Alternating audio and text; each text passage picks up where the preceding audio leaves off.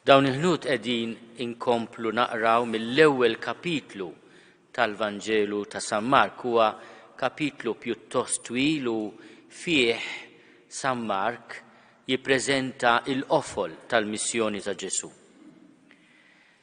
Tisemma din il-belt Kafarnaum li tfisser il-belt ta' Nahum, Kafar Nahum, u hija belt li kienet u għada fuq ix-xtat ta' din l-għadira kbira l-baħar ta' Tiberjade li saret biex ngħidu hekk il-belt adottiva ta' Ġesu. Meta telaq minn Nażaret, Kafarnaum sar iċ-ċentru fejn Ġesu kien jirritorna. Kien imur minn belt għall-oħra, minn raħal għall-ieħor, imma mbagħad Kafarnaum kien fejn kien jissetilja. Billum Kafarnaum min ikollu x-xorti jmur l-Art Imqazza u ikun hemm anke żjara il Kafarnaum mhijiex belt abitata ma hija sit arkeoloġiku. Wieħed jista' jara s-sinagoga li mbagħad inbniet wara Ġesu, imma taħt is-sinagoga li hemm illum wieħed jista' jara propju id-daħla ta' din is-sinagoga fejn għallem Ġesu u fejn isir dan il-konfront qawwi bejn Ġesu u x-Xitan. Ġesu bħal kulludi kien imur nhar ta' Sibt is-sinagoga u kull min kellu iżjed minn 12 sena seta' jiġi mistieden biex jaqra l-kotba tal-Iskrittura u min ikun kapaċi jkun irid jagħmel xi riflessjoni.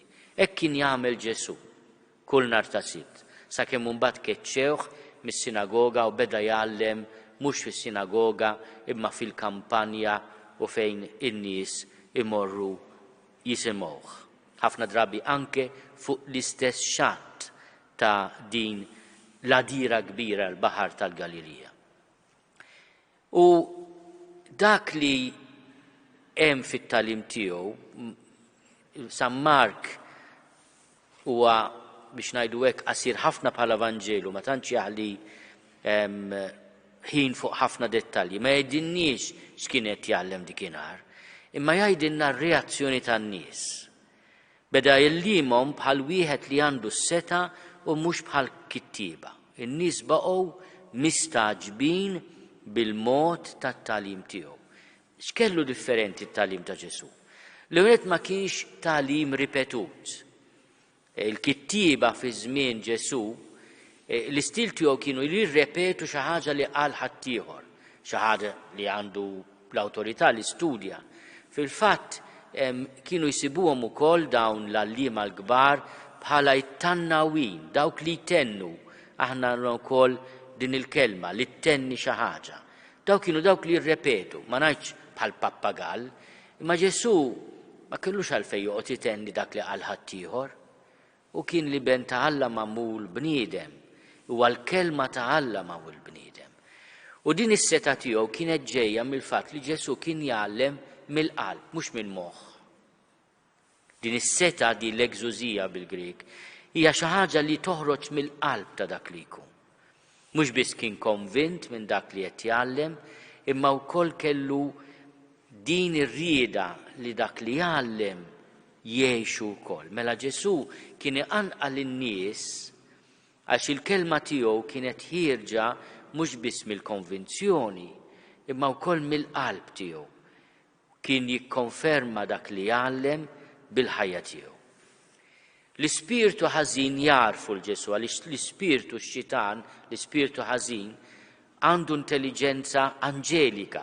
Huwa anġlu li bis-supervja tiegħu ma jridx jobdi lill-Alla, ma jafx x'inhi l-umiltà, imma bl-intelligenza tiegħu jara fil-Ġesu u jipprova jxandru minnu. U Ġesu jirrifjuta għadna fil-bidu tal-Vanġelu. Wara kollox il-Vanġelu ta' San Mark iwassalna ftit biex narfu l-Ġesu mhux għax qalilna minnu x-Xitan, jiġifieri x-Xitan qalilna isma' dak Ġesu li ben ta' Alla, imma Ġesu jarfuh fuq is-salib.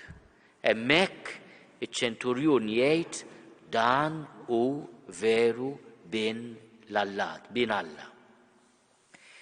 Ix-Xitan jgħidlu ġejt biex teqridna, m'hemmx għalfejn jkollu risposta. Ekku, fil-fatt Ġesu stess bil-kelma tiegħu, bil-kelma qawwija tiegħu jordna lix-xitan iskot, oħroġ minnu. U l-kelma ta' Ġesu tanti qawwija li m'għandux bżonn la ritwal, la dlik xejn. Il-kelma tiegħu tissottometti x-xitan għalih. Aħna ħafna drabi ikonna biża' kbir mix-xitan. Tajjeb noqogħdu attenti, niftħu għajnejna. Ma jekk aħna ma' Ġesu, jekk aħna nigranfaw miegħu, ngħidulu kontinwament, mulej ħenna lija, mulej aħfirli, mulej ejni, tiftakru dik il-kelma sabiħa li għajdlu Pietru, mulej senere ejni, u Ġesu imitti deħ biex isalva lil Pietru, lil Lażux xmun Pietru. Ekk iridu nagħmlu aħna. U di tkun l-ikbar protezzjoni kontra Satana. Satana jattakkana bil-gideb, bit-tnassis, bit-keskis. Satana jattakkana blejra u l-mibeda. Aħna jekk inkunu ma' Ġesu, irridu nixhduhom da kollu. Aħna fil-Mamudija ċħadna lil Satana, ċħadna dak kollu li jkisser l-imħabba ta' bejnietna. Bil-qawwa tal-kelma ta' Ġesu, iggranfati miegħu, aħna għandna saħħa kbira. Jerġgħu jistaġbu n-nies ta' ġmien Ġesu. Dew jistaqsu lil xulxin, dan x'inhu? X'talim ġdid moti bis-seta. Mhux ripetut, moti bis-seta.